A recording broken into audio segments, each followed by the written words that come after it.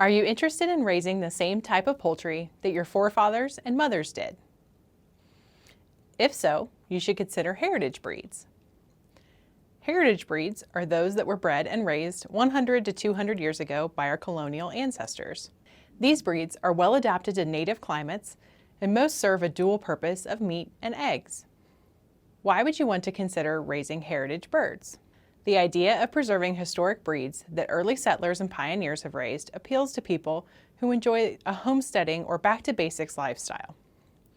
Some people claim that the meat and eggs from heritage breeds have a more pleasing taste and texture than store-bought meat and eggs. However, the cost of raising these slow-growing birds to a reasonable market weight is significantly higher than a traditional broiler or poultry meat purchased from a store. According to the Livestock Conservancy, a bird must meet the following criteria to be considered a heritage bird. The bird must be produced and sired by an American Poultry Association standard breed. This breed must have entered the standard prior to the mid-20th century. The breeding stock must be traced back several generations and meet the APA's standard for that breed. The bird must be able to mate naturally.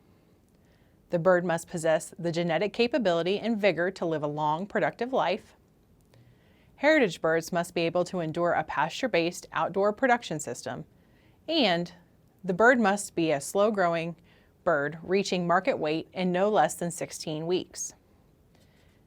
It is important to note that heritage is not synonymous with better or healthier. Whether or not you raise heritage birds comes down to purely personal preference and financial ability. Heritage breeds are large-bodied birds that require more feed, space, and time than a typical chicken. There are also strict guidelines for individual birds' lineage. If you are considering raising heritage birds, be sure to factor in the extra time, space, and financial commitment that these birds require.